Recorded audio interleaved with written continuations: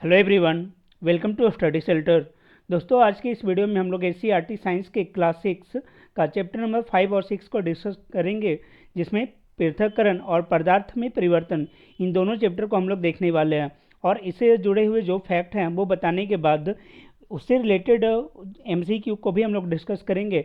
और ये जो सेशन है उन सभी के लिए इम्पॉर्टेंट होगा जिनके एग्जाम में जो है साइंस से रिलेटेड क्वेश्चन पूछे जाते हैं, चाहे वो आपका बीपीएससी हो, बिहार एसएससी हो, या फिर बिहार एसआई हो, बिहार शिक्षक बहाली हो, या फिर कोई भी एग्ज़ाम हो, यूपी पीएससी हो। उन सभी एग्ज़ामों के लिए ये इम्पॉर्टेंट होगा। तो आइए शुरू करते हैं इस सेशन को। अभी तक हम लोगों ने 4 चैप्टर को कंप्लीट कर लिया था, और आज जो हम लोग 2 चैप्टर को डिस्कस करने वाले हैं, चैप्टर 5 और चैप्टर 6 को। लेकिन दोस्तों, उसके पहले जो है एक क्वेश्चन है आपके लिए, जो कि पिछले क्लास का जो हुआ था विभिन्न प्रकार के पदार्थ, उससे लिया गया है। क्वेश्चन ये है कि ग्लोबल वार्मिंग बढ़ने के कारण समुद्री जल में ऑक्सीजन की घुलनशीलता पर क्या प्रभाव पड़ेगा? वृद्धि होगी, कमी होगी, समान बना रहेगा, या कोई प्रभाव नहीं पड़ेगा? आप इसका आंसर जो है कमेंट में दे सकते हैं, और चाहे तो आप इसका आंसर जो है इस वीडियो से भी ले सकते हैं। इसमें जो है इसी टाइप से 20+ एमसीक्यू को डिस्कस किया गया है इस टॉपिक से रिलेटेड। देखते हैं आज के चैप्टर को। तो आज का जो चैप्टर है वो है पृथक्करण। जो 5वां चैप्टर है वो है पृथक्करण। तो 5वें चैप्टर को डिस्कस, ये पृथक्करण क्या है? पदार्थ का पृथक्करण है। और जो 6 चैप्टर है वो है पदार्थ में परिवर्तन। तो इन दोनों को आज हम लोग कंबाइंड रूप में देखने वाले हैं। सबसे पहले बात करें पृथक्करण की, पदार्थ की। तो पदार्थ होता क्या है? हमने पिछले क्लास में भी डिस्कस किया था कि वैसा कोई भी वस्तु जो कि स्थान छेदता हो, जिसका अपना एक द्रव्यमान होता हो, और जिसमें चेंजेस करने के लिए अगर हम करते हैं तो वो उसका विरोध करे, वो हमारा क्या कहलाता है? मैटर या पदार्थ कहलाता है। और पिछले क्लास में हम लोग इसका डिवीजन भी देखे थे कि कैसे इसका क्लासिफिकेशन किया गया, फिजिकल रूप में और केमिकल रूप में। फिजिकल में होता है ठोस, द्रव और गैस। इसके अलावा मैंने एक बताया था कि एक इसका जो फॉर्म है पदार्थ के, चौथी अवस्था बोला जाता है, वो होता है प्लाज्मा। वो भी हम लोगों को ध्यान में रखना है। और वहीं अगर रासायनिक वर्गीकरण में देखें तो शुद्ध पदार्थ और मिश्रण होता है। शुद्ध पदार्थ में फिर तत्व और यौगिक में विभाजित किया जाता है, और इन तत्वों को 3 भागों में बांटा जाता है: धातु, अधातु और उपधातु। वहीं यौगिक जो है कार्बनिक और अकार्बनिक होते हैं, जबकि मिश्रण जो है समांगी और विषमांगी मिश्रण में विभाजित होते हैं। अब बात आते हैं पृथक्करण की। तो पृथक्करण की ज़रूरत ही क्यों पड़ी? आखिर क्यों हमें जो है ये पृथक्करण, पदार्थों का पृथक्करण करना पड़ेगा? तो दोस्तों, जैसा क्या है कि जो नेचुरल रूप में हमें पदार्थ मिल रहा है उसमें बहुत सारी चीज़ मिले हुए होते हैं। हो सकता है वो चीज़ हमारे लिए हानिकारक भी हो या अनुपयोगी हो। तो उन्हें जो है हम जब अपने उपयोग में लाएंगे तो उसके पहले जो है उसे एक तरीके से प्योरीफाई बोलो या फिर छाँटने का काम हम लोग करते हैं कि कौन सा चीज़ हमारे लिए फ़ायदेमंद है और कौन जो है हमारे लिए अनुपयोगी है। ठीक है। तो इसीलिए जो है पृथक्करण किया जाता है। तो एक कारण तो ये हो गया कि हानिकारक पदार्थ और अनुपयोगी पदार्थों को अलग करना हो। दूसरा क्या है कि दो चीज़ें अगर दोनों उपयोगी चीज़ें हैं और वो दोनों जो है एक साथ मिले हुए हैं, और वहाँ भी जो है हमें पृथक्करण की ज़रूरत पड़ती है, ताकि हम उनका जो है अलग अलग इस्तेमाल कर सकें। जैसे एग्जाम्पल दिया हुआ है यहाँ, पहले वाले का एग्जाम्पल ये है कि जब आप ये देख लो, जो चावल होता है, चावल या दाल, इन दोनों में क्या होता है, कभी कभी जो है आपको कंकड़ वगैरह मिल जाता है। ठीक है। तो इन दोनों से कंकड़ या पत्थर को आप निकालने के लिए क्या करोगे? तो जो विधि है, चुनने का विधि, चावल को चुनना, दाल को चुनना, उस तरीके से जो है आप इन चीज़ों को निकाल सकते हो। वैसे ही जब कृषि कार्य होता है तो कृषि कार्य में क्या है, जो फसल होता है, फसल से जो है वो अनाज तक लाने का जो प्रोसेस है, उसमें क्या है कि फसल बहुत सारे पदार्थ इसमें मिक्स होते हैं। ये मिट्टी में होता है चूँकि फसल, तो मिट्टी के कुछ कण भी होते हैं, और अनाज जो है इनके फसल की जो डंठल होती है वहाँ से अनाज निकालना, तो एक लंबा प्रोसेस होता है। उस प्रोसेस में बहुत सारे कार्य किए जाते हैं पृथक्करण के लिए। तो उन सभी को जो है हम लोग आज देखने वाले हैं। और इनमें जो क्या है कि अलग अलग तरीके से पृथक्करण किया जाता है।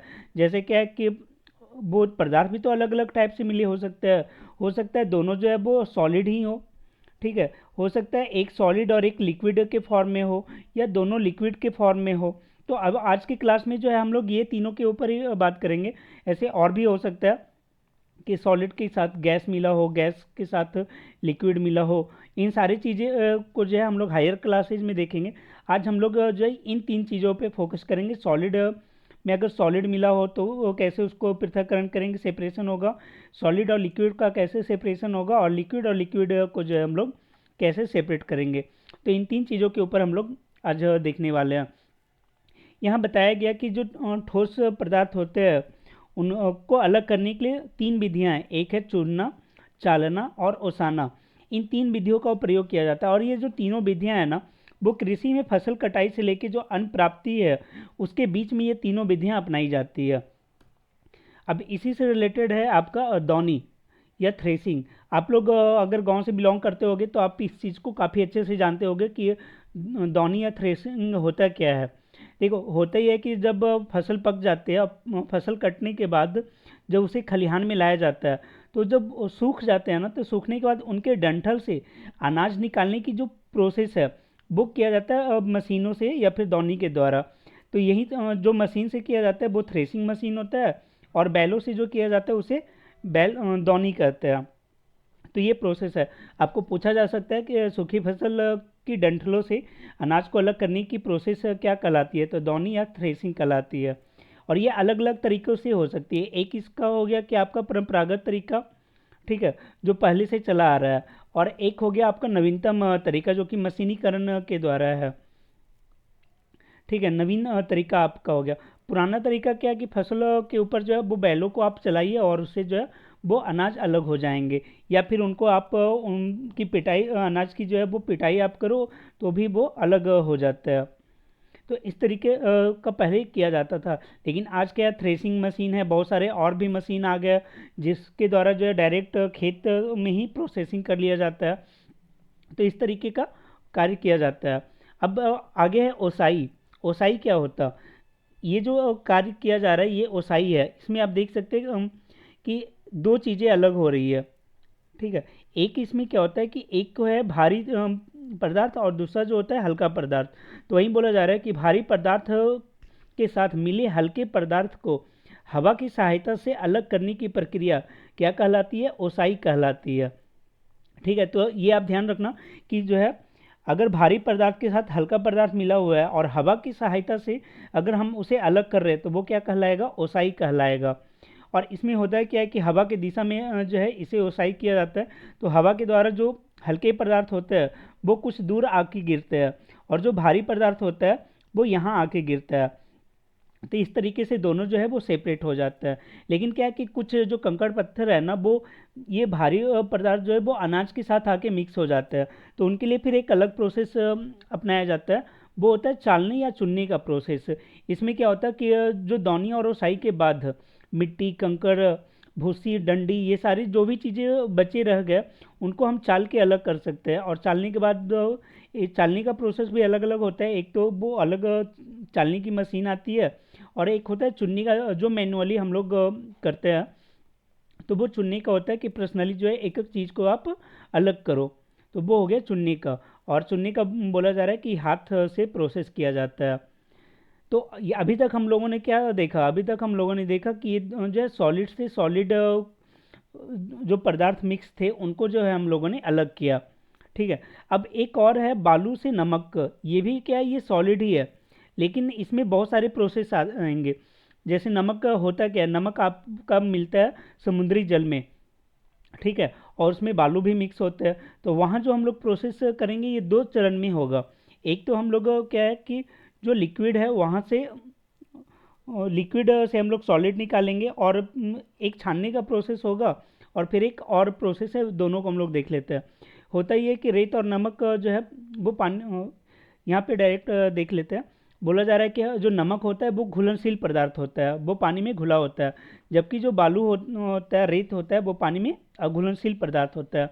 तो क्या करते हैं कि पानी, ये जो पानी हम लोग ले रहे हैं, उस पानी को, जो समुद्री जल हम लोग ले रहे हैं उसे जो है हम लोग छान के अलग कर सकते हैं। जो बालू है उसे छानने के बाद अलग कर सकते हैं, और जो खारा पानी है वो हमारा अलग हो जाएगा। तो एक प्रोसेस तो ये हो गया। और ये जो है वो बड़े इंडस्ट्रियल लेवल पे जो होता है वहाँ पे ये किया जाता है। जो छोटे लेवल पे ये नमक निकालने का कार्य है वो मैंने आपको पिछले क्लास में एक बार बताया था कि नमक जो है किस तरीके से निकाला जाता है। वहाँ पे क्या है कि जैसे ये समुद्र का एरिया हो गया आपका, और ये आपका समुद्र के किनारे का भाग है, ठीक है। ये समुद्र का एरिया है और ये किनारे का भाग है, आप अच्छे से बना दे रहे हैं। तो समुद्र के एरिया के आसपास का जो क्षेत्र होता है उन क्षेत्रों में क्या किया जाता है कि इस पानी को जो है वो बोरिंग के पानी के थ्रू जो है आप पाइप के थ्रू आप ले आते हो और यहाँ पे क्यारियाँ बना देते हो।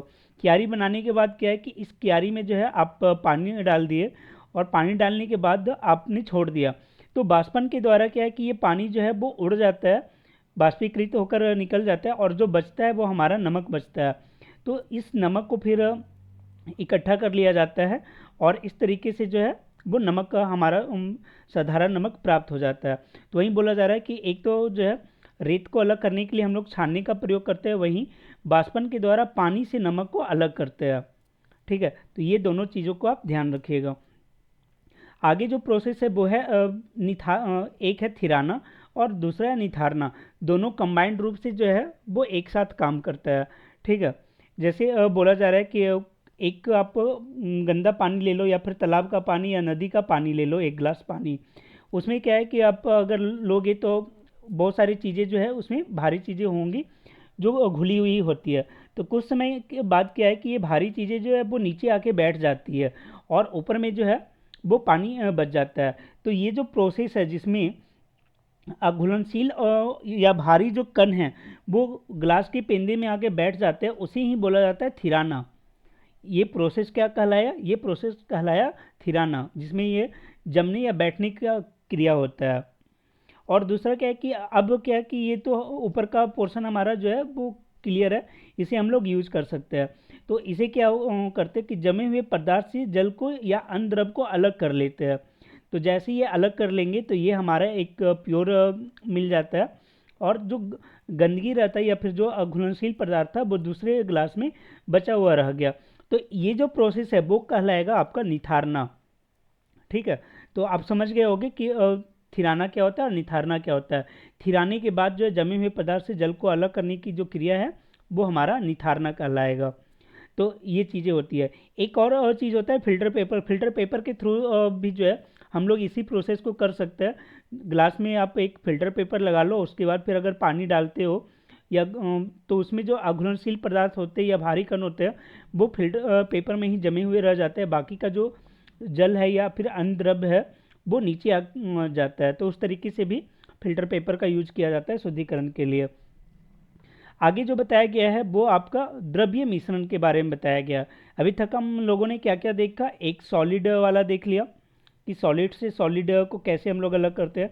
दूसरा सॉलिड से लिक्विड का देख लिया, लिक्विड से सॉलिड बोलो, जिसमें आपका समुद्री जल से जो है वो आप नमक देख रहे थे वो। अब क्या है कि लिक्विड में ही बहुत सारे और चीज़ें मिली हुई हो सकती है, तो उनको जो है हम लोग कैसे अलग करेंगे उसके बारे में बताया जा रहा है।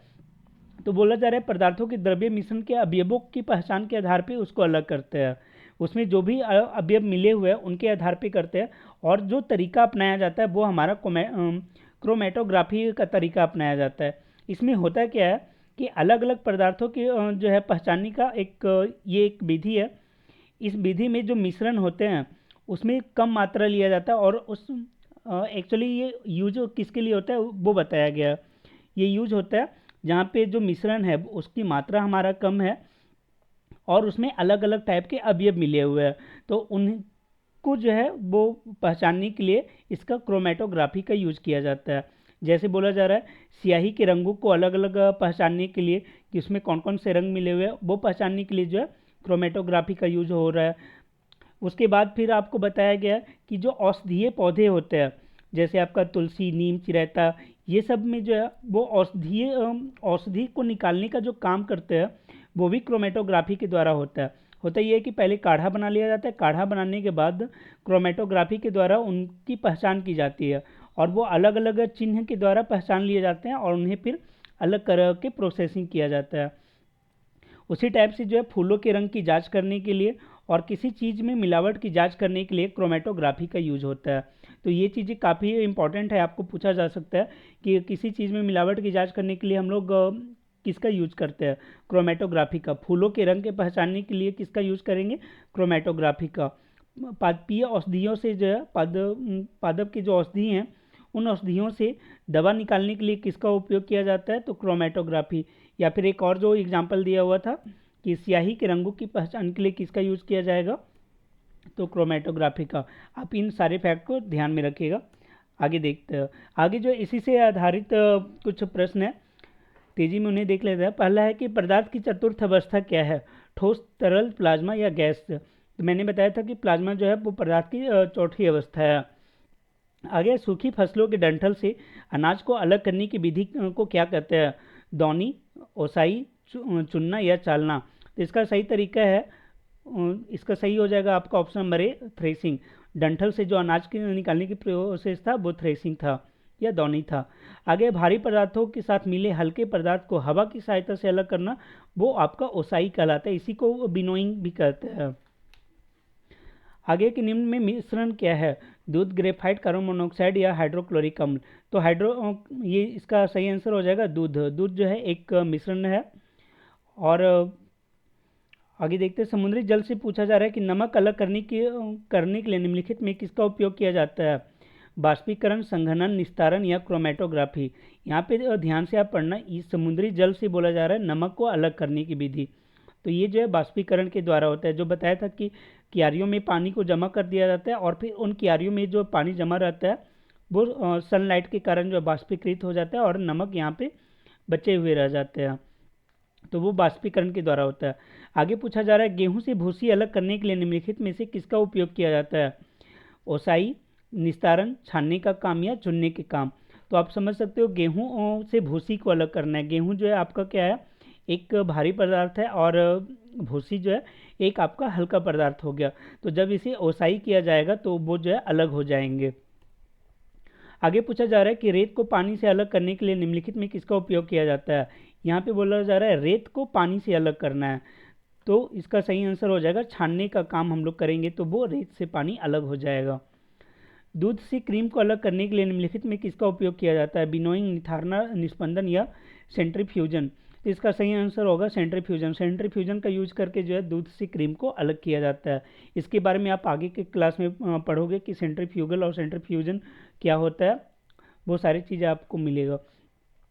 आगे बोला जा रहा है कि निम्नलिखित में किस कार्य के लिए क्रोमेटोग्राफी का उपयोग किया जाता है? फूलों के रंग की जांच के लिए, किसी चीज़ में मिलावट की जांच के लिए, पादपीय औषधियों में से दवा को अलग करने के लिए, उपरोक्त सभी? तो इसका सही आंसर हो जाएगा उपरोक्त सभी।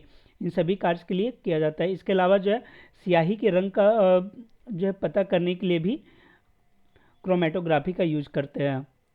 ठीक है, आगे देख लेते हैं। आगे है कि पदार्थ के द्रव मिश्रण के अवयवों की पहचान के लिए किस विधि का उपयोग किया जाता है? तो देखो लिक्विड में जो मिश्रण है उसमें जो अलग अलग अवयव है उनकी पहचान के लिए किसका यूज किया जाएगा? तो क्रोमेटोग्राफी का यूज किया जाएगा। आगे पूछा गया है कि वे पदार्थ जो पानी या अन्य तरल पदार्थों में घुल जाते हैं उन्हें क्या कहा जाता है? देखो ये सारे जो प्रश्न आपके जो बुक में क्वेश्चन दिए हुए थे वो ही सारे हैं। तो ये भी जो है एक बार हम लोग देख लेते हैं। तो जो पदार्थ घुले होते हैं वो हमारा हो जाएगा घुलनशील पदार्थ। आगे पदार्थों को अलग अलग करने की क्रिया क्या कहलाती है? बाष्पीकरण, चुनना, छानना? तो अलग अलग करने की क्रिया जो है ये सारे हैं, तो इनमें से सभी हो जाएगा। आगे जल में अघुलनशील एवं जल से भारी कण बर्तन के पेंदे में जम जाने की क्रिया क्या कहलाती है? देखो जम जाने की जो क्रिया है वो कहलाएगा आपका थिराना, और उन्हें जो है फिर अलग करने की क्रिया क्या कहलाता है? निथारना। वहीं पूछा गया है कि थिराने के बाद जमे हुए पदार्थ को जल या अन्य द्रव को अलग करने की क्रिया क्या कहलाती है? तो ये निथारना हो जाएगा। जब मिश्रण बहुत कम मात्रा में हो तो उसे अलग करने के लिए कौन सी विधि प्रयोग की जाती है? तो इसका आंसर हो जाएगा क्रोमेटोग्राफी। फिर बोला जा रहा है गेहूं के दानों को भूसियों से अलग करने की विधि क्या कहलाएगी? तो ओसाई कहलाती है। समुद्र के जल से नमक आपका बाष्पीकरण विधि द्वारा प्राप्त किया जाता है। चाय की पत्तियों को चाय से अलग करने की क्रिया चाय की पत्तियों को चाय से अलग करने की क्रिया क्या कहलाती है? जब आप चाय बनाते हो तो चाय बनाने के बाद आप क्या करते हो? छानते हो, तो ये छानने की क्रिया कहलाएगी। क्रोमेटोग्राफी का उपयोग पेड़ पौधे में पाई जाने वाली दवाइयों को अलग करने में किया जाता है। तो यहाँ पे क्या हो जाएगा? अलग करने में किया जाता है क्रोमेटोग्राफी का यूज। अब अगले चैप्टर को देखते हैं। अगला जो चैप्टर है वो है पदार्थ में परिवर्तन। इसमें जो है मेनली परिवर्तन किस में आ रहा है, तो पदार्थ में जो अलग अलग अवस्थाएं होती है पदार्थ की, जो हम लोगों ने डिस्कस किया था कि मैटर का जो है भौतिक रूप से आप देखो तो तीन चीज़ों में बांटा जाता है, सॉलिड, लिक्विड और गैस। तो इसी में जो चेंजेज होगा उसी के बारे में हम लोग को पढ़ना है। जैसे बोला जा रहा है कि पहले तो यहाँ बताया गया कुछ एग्जाम्पल को, और ये काफ़ी अच्छा एग्जाम्पल है, इसलिए जो है आपको यहाँ पे दिखाया जा रहा है। बोला तो ये जा रहा है कि अखबार को मोड़कर जब हम नाव बनाते हैं और उन्हें जब हम वापस से खोल देते तो वो पहली वाली आकृति में आ जाता है। तो ये सही बात है कि अगर हम कागज़ को मोड़ के नाव बनाएं और फिर वापस खोल दिए तो वो पहली वाली आकृति में आ गया।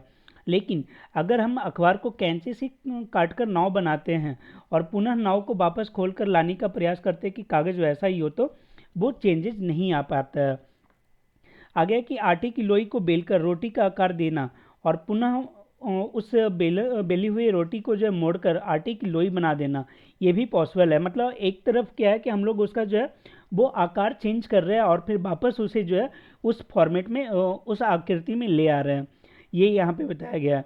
लेकिन अगले में बताया जा रहा है कि अगर आप रोटी को जो है तवा पर पका देते हो और पकी हुई रोटी को आप वापस लोई बनाना चाहते हो तो वो फिर नहीं हो पाता, यहाँ पे वापस आकृति में नहीं आ पाया।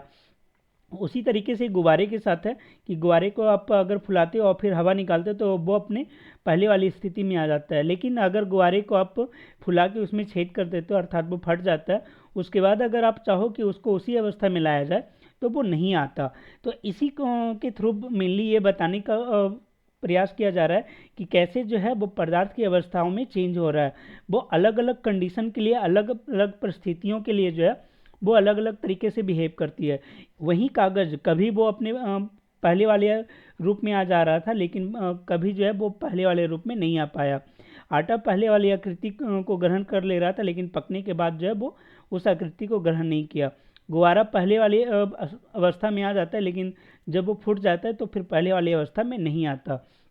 तो वहीं बताया जा रहा है कि अलग अलग परिस्थितियों में किसी वस्तु को पुनः अपनी पूर्व अवस्था में वापस लाया जा सकता है या नहीं भी लाया जा सकता है। अब इसी में आगे बताया गया कि ये क्यों होता है। तो अवस्था परिवर्तन के लिए जो मिलनी उसका गुण और उसकी प्रकृति को जिम्मेदार माना जाता है। साथ ही अलग अलग अवस्था में परिवर्तन भी होता है। अब ये जो अलग अलग परिवर्तन है वो उसके आकार के कारण भी होता है, रंग और गुण में भी परिवर्तन ले आता है। ठीक है, जैसे आप अभी आटे को देखो तो उसका क्या हुआ कि अगर हमने जो है उसे पका दिया तो उसका गुण भी चेंज हो जाता है ना, उसका कलर भी चेंज हो जाता है और फिर वापस जो उसमें नहीं आ पाता। तो वही बोल रहा है कि परिवर्तन के बाद जो है वो आकार और रंग या फिर उसके गुण में भी चेंजेज आ जाते हैं। अच्छा, एक यहाँ पे बताया गया है बैलगाड़ी के पहिए के बारे में कि बैलगाड़ी का पहिया या फिर घोड़े का जो नाल है वो जो है कैसे नहीं, लोहे की रीम जो है वो बैलगाड़ी के पहिए पे कैसे चढ़ाई जाती है। तो यहाँ पे क्या होता है कि लोहे का पहिया और ये रीम, ये दोनों भी जो है अवस्था परिवर्तन को ही दर्शाते हैं। जैसे क्या है कि ये दोनों के साइज बराबर होते हैं, बराबर नहीं, पहिए का साइज बड़ा होता है और जो रीम होता है उसका साइज, लोहे का जो रीम होता है उसका साइज कम होता है। अगर ये मान लो आपका 10 सेंटीमीटर का है तो ये आपका 8 सेंटीमीटर का होगा। ठीक है, लेकिन इसे जो है हमें चढ़ाना है इस पहिए पे, तो उसे क्या करना पड़ता है कि ये जो लोहे का रिम है उसे आप गर्म करो, तो गर्म करने पे क्या है कि ये फैलता है और जैसे ये फैलेगा तो इसका साइज जो है वो बड़ा हो जाएगा और ये आसानी से यहाँ पे आ जाएगा। लेकिन क्या है कि फिर ये निकलने का चांसेज है, इसलिए क्या करते हैं कि इसे जो है ठंडा कर दिया जाता है और जैसे ही ये ठंडा होगा तो ये यहाँ पे पूरी तरीके से फिट हो जाएगा। ठंडा होने के बाद क्या होगा कि ये फैलेगा। तो पहले जो है ये इस अवस्था में था और यहाँ पे इस तरीके से रखा हुआ था, लेकिन जैसे ही ये ठंडा होगा तो ये पूरी तरीके से ये पूरे गैप को फिल कर देगा और ये आराम से यहाँ पे एडजस्ट हो जाता है। तो इस तरीके से जो है पदार्थ की अवस्था में जो परिवर्तन हो रहा है उसका यूज किया जाता है डेली लाइफ में। आगे बोला जा रहा है कि बहुत कम ऐसे पदार्थ है जो कि तीनों अवस्थाएं में पाए जाते हैं, उसमें से एक हमारा जल है। जल जो है वो 3 अवस्थाओं में पाया जाता है, बर्फ, जल और जलवाष्प। अर्थात बर्फ का मतलब क्या हुआ, बर्फ का मतलब हो गया आपका सॉलिड फॉर्म में, जल का मतलब हो गया लिक्विड फॉर्म में, और वेपर का मतलब हो गया ये आपका गैसीय फॉर्म में। मतलब जल एक ऐसा पदार्थ है जो तीनों रूप में पाया जाता है, ठीक है। और इसी के बारे में बताया गया है कि जब आप बर्फ़ को रखो और जब उसे आप गर्म करते हो तो वो जल में बदल जाता है, और जब जल को गर्म करते हो तो वो फिर वेपराइज हो जाता है। तो इस तरीके से ठोस जो है वो द्रव में, और द्रव जो है वो गैस में चेंजेज हो रहा है, और यही चीज़ जो है यहाँ पे इस इमेज में दिखाया गया है, ठीक है। अब इसका एक और प्रोसेस होता है कि आप अगर गैस को जो है वो ठंडा करो तो ये गैस क्या होता है कि वो आपका ठोस में चेंज हो जाता है। वो आपका नहीं, गैस पहले आपका संघनित होने के बाद द्रव में आ जाएगा। जैसे आप यहाँ पे देख लो, ये आपका वेपर बन रहा था, और वेपर जो है आप इसे थोड़ा कूलिंग करोगे तो ये यहाँ पे आके जमा हो जा रहा है। तो ये क्या है, एक लिक्विड के फॉर्म में आ गया, संघनित होके लिक्विड के फॉर्म में आ गया। और फिर इसी लिक्विड को अगर हम लोग ठंडा कर दें तो ये हमारा ठोस के रूप में, बर्फ़ के रूप में आ जाता है। तो इस तरीके का प्रोसेस है। तो यही सारी चीज़ें जो यहाँ बताया गया कि पदार्थ बर्फ़ जो है वो पदार्थ के ठोस अवस्था में होता है, जल जो है द्रव में होता है, और भाप जो है वो गैसीय अवस्था में पाया जाता है। अब इसी से रिलेटेड कुछ क्वेश्चन है, उसे देख लेते हैं। बोल रहा है कौन सा पदार्थ प्रकृति में तीनों अवस्थाओं में पाया जाता है? तो पानी या जल, ये तीनों अवस्थाओं में पाया जाता है। आगे, वह पदार्थ जो जिस बर्तन में रखा जाता है उसी का आकार ले लेता है, गैस, प्लाज्मा, ठोस या द्रव। तो देखो, जो गैस है उसका कोई अपना आकृति नहीं होता, ना ही उसका कोई शेप होता है, ना ही उसका कोई साइज होता। तो ये सही आंसर नहीं होगा, ठीक है। प्लाज्मा, ये तो पदार्थ की चौथी अवस्था है, इसका अभी हम लोग रहने देते हैं। ठोस का अगर बात करें तो इसका अपना एक निश्चित आकृति होता है, अलग अपना शेप होता है, और इसका अपना एक साइज होता है। लेकिन जो लिक्विड है, ये जिस बर्तन में इसको रखेंगे वो उसी बर्तन का आकार ले लेता है। तो इसका सही आंसर हो जाएगा ऑप्शन डी। आगे बोला जा रहा है जलवाष्प क्या है जिसका आकृति निश्चित एवं आकार निश्चित हो? तो देखो, अभी मैंने बताया कि गैस का जो है वो आप का क्या होता है, गैस का ना ही साइज और ना ही शेप, दोनों जो है निश्चित नहीं होता, अर्थात अनिश्चित होता है। तो इसका सही आंसर हो जाएगा ऑप्शन डी, कि आकृति एवं आकार दोनों जो है वो अनिश्चित होता है। आगे, बैलगाड़ी के पहिए पर चढ़ाई जाने वाली लोहा की अंगूठी या रिम होती है पहिए के आकार से बड़ी, पहिए के आकार के बराबर, पहिए के आकार से कम, या इनमें से कोई नहीं। तो वो पहिए के आकार से कम होती है। आगे बताया गया सब्लिमेशन के बारे में, अर्थात उदरपातन के बारे में। अभी हम लोग जल वाले में क्या देखे थे? जल वाले में क्या था कि ये ठोस से द्रव बना और द्रव से गैस बना, और फिर जब वापस से रिवर्स हो रहा था तो गैस से जो है पहले संघनित होकर द्रव बनता है, और द्रव से फिर ये जो है फ्रीजिंग के बाद ठोस बनता है। लेकिन क्या है कि जो कुछ पदार्थ ऐसे हैं जो डायरेक्ट आपका सॉलिड से गैस बन जा रहा है, बीच का जो प्रोसेस है लिक्विड का वो उसमें जाते ही नहीं है। तो उसमें से एक है हमारा कपूर। कपूर जो है वो ठोस अवस्था से सीधे गैसीय अवस्था में, और गैसीय अवस्था से सीधे जो है फिर आपका वापस ठोस अवस्था में चेंज हो जाता है। तो इसी के बारे में यहाँ बताया गया कि कपूर हो गया, नौसादर हो गया, ये सारी जो है वो दो अवस्थाओं को ही दर्शाते हैं, एक ठोस अवस्था और एक जो है गैसीय अवस्था के बारे में। ठीक है, एक बार देख लेते हैं क्या बोला जा रहा है। बोला रहा है कि ठोस पदार्थ गर्म करने पे द्रव और अवस्था और गैसीय अवस्था में बदलता है जनरल वे में, और ठोस से सीधे गैसीय अवस्था में तथा ठंडे होने पर पहली वाली अवस्था प्राप्त कर लेता है। ठीक है, तो ये चीज़ें बोला जा रहा है। लेकिन एक और यहाँ पे उदाहरण है। आप लोग अंडा तो बहुत बार बॉईल किए होंगे, लेकिन देखो, अंडे को जब हम लोग बॉईल करते हैं तो आप किस तरीके का परिवर्तन हो रहा है वो आप देखने की कोशिश करो। पहले जो अंडा है वो आपका लिक्विड फॉर्म में, अंदर में लिक्विड फॉर्म में होता है, लेकिन जब आप उसे बॉईल करते हो, जब उसे गर्म करते हो, तो गर्म करने पे क्या होता है, वो आपका सॉलिड में चेंज हो जाता है। और यही बात यहाँ पे बोला जा रहा है कि जब आप किसी लिक्विड को गर्म करते हो ना, तो वो चेंज हो जाता है गैस में। ठीक है, अगर आप किसी सॉलिड को गर्म करते हो तो वो आपका चेंज हो जाता है लिक्विड में। लेकिन एक अपवाद है हमारा अंडा। अंडे को जब आप गर्म करो तो वो लिक्विड से चेंज हो जा रहा है सॉलिड में। और ये जो मतलब जो भी अपवाद होता है ना, वो एग्ज़ाम में आपका पूछे जाने का चांसेस ज़्यादा होता है। तो कहीं ना कहीं आपको ये चीज़ें जो है वो पूछी जा सकती है कि कौन सा ऐसा पदार्थ है जिसे गर्म करने पे जो है वो ठोस में बदल जाता है ना। अंडे को उबालने पे क्या हो रहा है, वो द्रव से जो है वो ठोस में चेंज हो रहा है। तो ये एक यूनिक फीचर है, ये वो आप ध्यान रखिएगा। ठीक है, ये सारी बातें अब आपको बता दी गई। अब इससे रिलेटेड क्वेश्चन है, उसे देख लेते हैं। पूछा जा रहा है कि अंडे को उबालने में पदार्थ का अवस्था परिवर्तित होता है ठोस से द्रव में, द्रव से गैस में, द्रव से ठोस में, या गैस से ठोस में। तो इसका सही आंसर हो जाएगा द्रव से वो जो है ठोस बन जाता है, लिक्विड से आपका सॉलिड हो जाता है। पूछा गया किस पदार्थ में पदार्थ की केवल दो अवस्थाएं देखी जाती है, आयोडीन, कपूर, नौसादर या उपरोक्त सभी।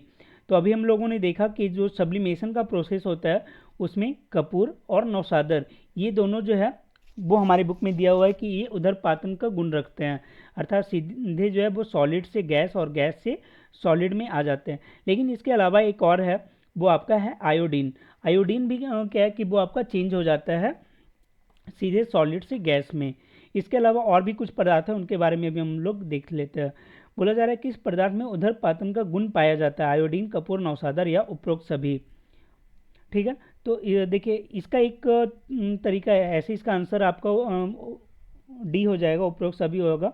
इसका एक ट्रिक है कि कैसे ये सारे जो पदार्थ हैं उन्हें हम याद रख सकते हैं।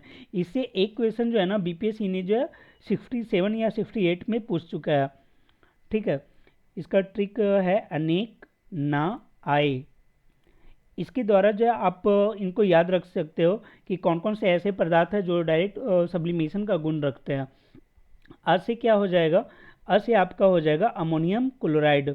अमोनियम क्लोराइड वो आपका उधरपातन का गुण रखता है। नी से हो गया आपका नेफ्थलीन, क से हो गया कपूर।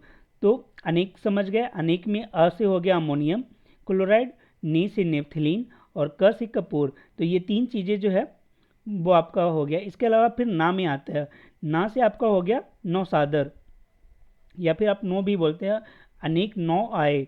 ठीक है, तो नौ से नौसादर हो जाएगा। आई से क्या होगा, आ से जो है आपका आयोडीन आ जाएगा। आ से क्या आ जाएगा, आयोडीन। आयोडीन भी जो है एक सब्लिमेशन का गुण रखता है, आयोडीन यहाँ पे आ जाएगा। उसके बाद फिर आ रहा है ए से क्या होगा, तो ए से जो है वो रिप्रेजेंट करेगा आपका एंथ्रासीन को। ठीक है, एंथ्रासीन भी जो है वो आपका सब्लिमेशन का गुण रखता है, अर्थात उधरपातन का गुण रखता है। तो एक बार फिर से इसको रिवाइज कर लेते हैं इस ट्रिक को कि ये ट्रिक है क्या। बोला जा रहा है अनेक ना आए।